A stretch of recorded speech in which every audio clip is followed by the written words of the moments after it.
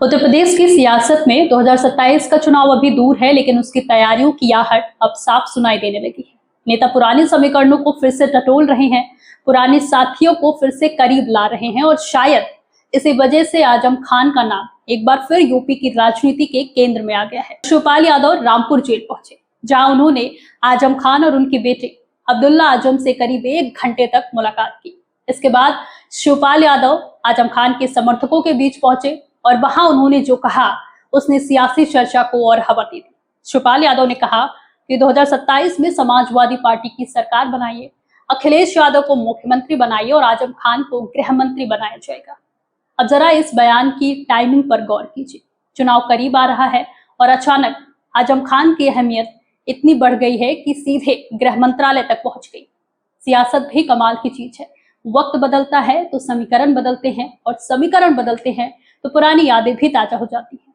और यही आजम खान है जिनको लेकर पिछले कुछ वर्षों से समाजवादी पार्टी और अखिलेश यादव के रिश्तों को लेकर कई सवाल उठते रहे।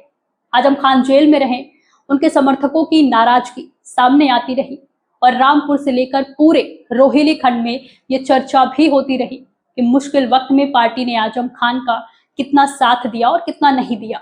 लेकिन अब तस्वीर कुछ अलग दिखाई दे रही। चुनावी मौसम आया है तो आजम खान फिर से याद आ गए और इस बार सिर्फ मुलाकात नहीं हुई, उनके समर्थकों के बीच जाकर उन्हें सरकार में बड़ी जिम्मेदारी देने का ऐलान भी हो गया।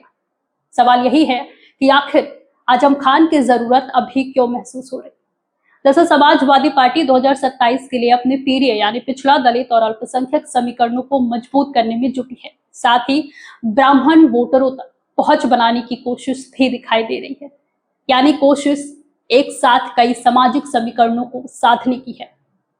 लेकिन राजनीति में एक कहावत है, एक साधे सब सधे, सब साधे सब जाए।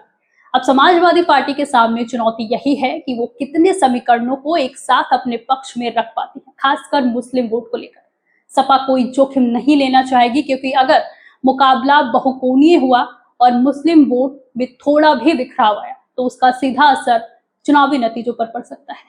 ऐसे में आजम खान का महत्व और बढ़ जाता है। आजम खान लंबे समय से सपा के सबसे प्रभावशाली मुस्लिम चेहरों में रहे हैं और रामपुर तथा आसपास के इलाकों में उनका अपना मजबूत राजनीतिक प्रभाव रहा है। इसलिए शिवपाल यादव का रामपुर जाना, आजम खान से मुलाकात करना और फिर उनके समर्थकों के सामने उन्हें गृह मंत्री बनाने की बात कहना महज एक मुलाकात नहीं बल्कि एक राजनीतिक संदेश के तौर पर देखा जा रहा है।